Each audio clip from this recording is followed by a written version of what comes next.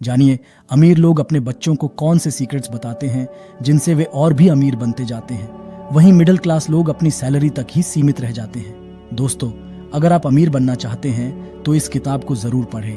Finance को आसान भाषा में समझने के लिए ये किताब दुनिया की सर्वश्रेष्ठ किताब मानी गई है।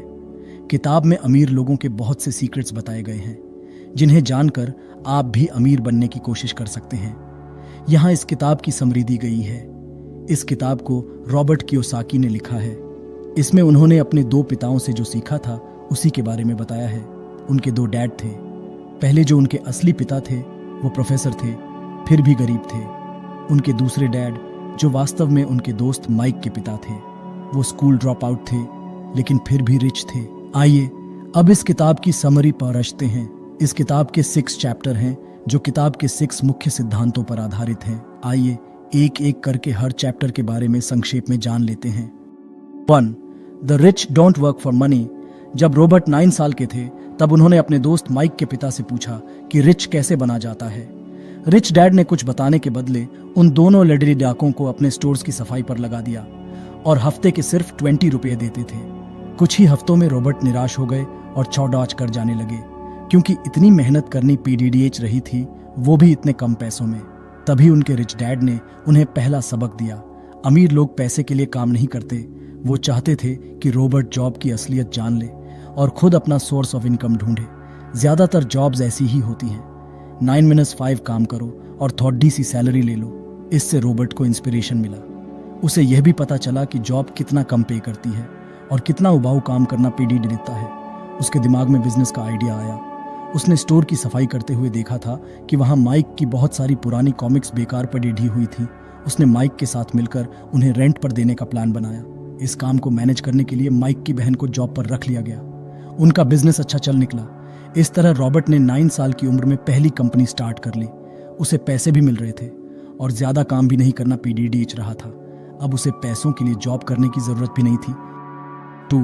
Why teach financial literacy. दोस्तों, हमें कभी भी स्कूल या कॉलेज में फाइनेंशियल ज्ञान नहीं दिया जाता। हमें सिर्फ रट्टा मारना सिखाया जाता है और अच्छे नंबर लाने के लिए बोला जाता है जिससे हम अच्छी नौकरी पा सकें। लेकिन कोई भी नौकरी हमें अमीर नहीं बना सकती। बहुत सारे लोग डॉक्टर और इंजीनियर बनना चाहते हैं लेकिन वो 9-5 वाली रैट रेस टबिज में फंस जाते हैं। 2 लाख हर महीने कमाकर भी वो अमीर नहीं बन पाते। बस अपर मिडिल क्लास बोले जा सकते हैं। ऊपर से सारा समय नौकरी के लिए देना पीडीडी देता है, जबकि अमीर हमेशा फ्री होते हैं। कभी भी बैग उठाकर विदेश यात्रा के लिए निकल सकते हैं। इस रैट रेस से निकलने के लिए जो मेन पॉइंट लेखक ने इस चैप्टर में बताया है वो है एसेट एंड लायबिलिटीज की समझ। जिन्हें ये समझ आ जाती है वो एक दिन अमीर बन ही जाते हैं। इसे समझ गए तो आप बेडे बडड ही एमबीए करने वालों से भी आगे भी आच जाएंगे। आइए आसान शब्दों में समझते हैं एसेट एंड लायबिलिटीज होते क्या हैं। एसेट, जो भी चीज आपकी जेब में पैसा डालती है वो एसेट है। लायबिलिटी, जो भी चीज आपकी जेब से पैसा निकालती है वो लायबिलिटी है। एग्जाम्पल 1, अगर आपने एक कार लोन पर ली है तो वो आपकी सिर्फ लायबिलिटी है क्योंकि वो आपकी जेब से पैसा निकल रही है। पेट्रोल के लिए भी आपकी जेब से पैसा जा रहा है। उसी कार को आप एसेट भी बना सकते हैं। अगर आप उसे ओले यूबर से लिंक कर देते हैं और ड्राइवर रख लेते हैं तो वही कार आपकी जेब में पैसा डालने लगेगी। तो दोस्तों, है ना कमाल का ट्रिक। एग्जाम्पल 2, अगर आप 50 लाख का घर लोन पर लेते हैं तो वो आपकी लायबिलिटी है क्योंकि आप उसे लोन पर लेते हैं।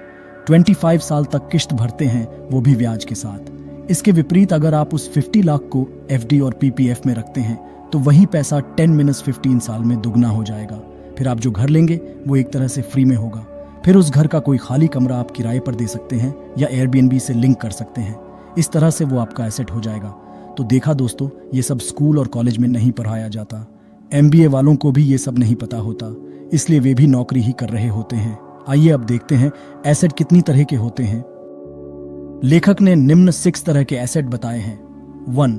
स्टॉक्स, इसमें शेयर्स और म्यूचुअल फंड्स आते हैं। 2. बॉन्ड्स, ये आप बैंक से ले सकते हैं, जैसे गोल्ड आदि पर बॉन्ड मिल जाते हैं। 3. रियल एस्टेट, जमीन का प्लाट या किराए पर घर देना। 4.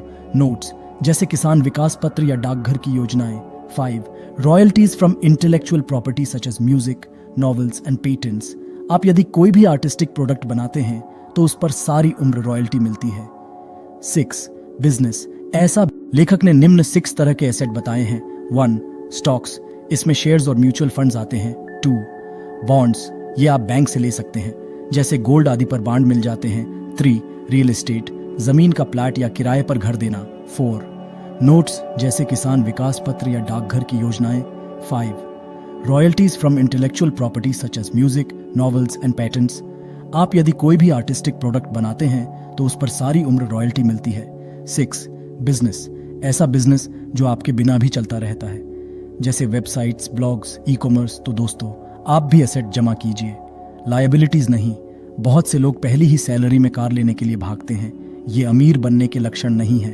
बनावटी अमीर तो आपको आसपास बहुत नजर आ जाएंगे, बड़े बड़े घर होंगे, लेकिन लोन की किश्तें भर रहे होंगे या बैंक बैलेंस कुछ भी नहीं होगा। 3. माइंड योर ओन बिजनेस, अगर अमीर बनना है तो अपना बिजनेस लगाएं। जॉब करके आप कभी अमीर नहीं बन सकते। एग्जाम्पल 1. एक व्यक्ति ने 32 तरह की चाय का बिजनेस स्टार्ट किया और हर सिटी में ब्रांचेस खोल ली। उसके कैफेटेरिया में लोग काम करते हैं और उसे कुछ खास करने की जरूरत नहीं पड़ती। उसकी इनकम करोड़ों में है। क्या एक डॉक्टर या इंजीनियर इतनी मेहनत के बावजूद इतना कमा सकता है? एग्जाम्पल 2. बर्गर किंग केवल बर्गर बेचता है जिसे कोई भी बना सकता है। तो दोस्तों, इन एग्जाम्पल से पता चलता है कि जरूरी नहीं हम बड़े बड़े कॉम्प्लेक्स बिजनेस जैसे स्टील, मेडिसिन, टेक्सटाइल्स आदि ही करें, जिनके लिए बहुत दिमाग और पैसे की जरूरत है। आप छोटा प्रोडक्ट भी बेच सकते हैं जो आसान हो। 4. The history of taxes and the power of corporations. दोस्तों, अमीरों के पास टैक्स से बचने का सीक्रेट तरीका होता है। वो कॉर्पोरेशन या कंपनी बना लेते हैं। सरकार कंपनी को बहुत सी रियायतें देती हैं। मान लीजिए किसी को कार लेनी है तो वह उसे अपने नाम पर नहीं, अपनी कंपनी के नाम पर लेगा। इन एग्जाम्पल से पता चलता है कि जरूरी नहीं हम बड़े कॉम्प्लेक्स बिजनेस जैसे स्टील, मेडिसिन, टेक्सटाइल्स आदि ही करें, जिनके लिए बहुत दिमाग और पैसे की जरूरत है। आप छोटा प्रोडक्ट भी बेच सकते हैं जो आसान हो। 4. The history of taxes and the power of corporations. दोस्तों, अमीरों के पास टैक्स से बचने का सीक्रेट तरीका होता है। वो कॉर्पोरेशन या कंपनी बना लेते हैं। सरकार कंपनी को बहुत सी रियायतें देती है। मान लीजिए किसी को कार लेनी है तो वह उसे अपने नाम पर नहीं, अपनी कंपनी के नाम पर लेगा। इससे उसका टैक्स नहीं लगेगा। घर भी कंपनी के नाम पर लेगा। वैसे ही विदेश यात्रा पर जाना हो तो उसे कंपनी के काम की ट्रिप बताकर कंपनी के अकाउंट्स में डाल दिया जाता है। इसी तरह से अमीरों के पास बहुत से तरीके होते हैं। और फंसता कौन है? मिडिल क्लास वाले। करते रहो मेहनत और भरते रहो टैक्स। लोन की कहानी भी सबको पता होती है। कंपनी के नाम पर लोन लेते हैं और इधर उधर कर देते हैं। फर्जी कंपनी भी बना लेते हैं और जब लोन भरने की बारी आती है तो कंपनी को बैंकरप्ट घोषित कर देते हैं, क्योंकि यही कानून का लूपहोल है। अगर आपकी कंपनी बैंकरप्ट हो जाती है तो इसमें आपकी कोई गलती नहीं मानी जाती। लेकिन मिडिल क्लास का कोई व्यक्ति जब हाउस लोन लेता है तो एक पाई चुकानी पीढ़ी डीतती है। अगर नहीं चुकाएंगे तो सजा दी जाती है। 5. The rich invent money. इस चैप्टर में लेखक ने अमीरों के सीक्रेट बताए हैं कि किस तरह वो पैसे का आविष्कार करते रहते हैं, मतलब पैसे से पैसा बनाते रहते हैं। आइए कुछ एग्जाम्पल्स देखते हैं। 1. एक अमीर व्यक्ति ने देखा कि एक बहुत पुरानी बिल्डिंग थी जिसे उसका मालिक बेचना चाहता था, लेकिन बिक नहीं रही थी क्योंकि उसके आसपास बहुत कचरा था। बिल्डिंग का प्लास्टर भी उतर रहा था। उस अमीर व्यक्ति ने वो बिल्डिंग बहुत ही सस्ते दाम पर खरीद ली। उसके बाद उसका रिनोवेशन किया, आसपास का कूड़ा साफ करवाया, वहां गार्डन लगवाया और फिर उसी बिल्डिंग को 5 गुना ज्यादा दाम पर बेच दिया। 2. एक फिल्म स्टार जब अमीर बन गया तो उसने और पैसा कमाना चाहा, लेकिन उसे बिजनेस करने नहीं आता था। उसने कंसल्टेंसी के लोगों को हायर किया और पूरे देश में जिम स्टार्ट करवा दिया। इससे वो और भी रिच होता गया। तो देखा दोस्तों, अमीर कैसे और अमीर बनते रहते हैं और मिडिल क्लास कैसे सारी जिंदगी नौकरी में खपता रहता है। और ये सच है कि पैसे से ही पैसा बनता है। 6. Work to learn, don't work for money. लेखक कहते हैं कि अगर आपको बिजनेस करना है तो पहले किसी के बिजनेस में जाकर जॉब करें। वहां से पैसों की उम्मीद न रखें, बल्कि सीखें कि हर चीज कैसे की जाती है। बिजनेस कंपनी चलाने के लिए आपको 3 चीजें आनी चाहिए। 1. The cash flow management. इसमें पैसे का हिसाब किताब होता है। इन्वेस्टमेंट कहां से लाएं, सैलरी कैसे देते हैं इत्यादि। 2. Management of systems. इसमें अलग अलग डिपार्टमेंट को मैनेज करना सीखना होता है, जैसे प्रोडक्शन, फाइनेंस, मार्केटिंग इत्यादि। 3. People management. इसका मतलब है एम्प्लॉयज से कैसे डील किया जाता है। जैसे कोई भी कंपनी ओनर हर स्टाफ से डायरेक्टली बात नहीं करता है। इसके लिए हर लेवल पर एम्प्लॉयज होते हैं, जैसे डायरेक्टर, प्रोजेक्ट मैनेजर, सुपरवाइजर इत्यादि। आपको जानकर हैरानी होगी कि हर एमबीए को ये चीजें सिखाई जाती हैं, लेकिन 95% दूसरों के लिए नौकरी कर रहे होते हैं क्योंकि उन्हें थ्योरी पता होती है, प्रैक्टिकल नॉलेज नहीं। इसलिए ऑथर कहते हैं कि इस सब का प्रैक्टिकल नॉलेज लेने के लिए आप कहीं पर काम सीखिए। इससे आपकी प्रैक्टिकल समझ बढ़ेगी,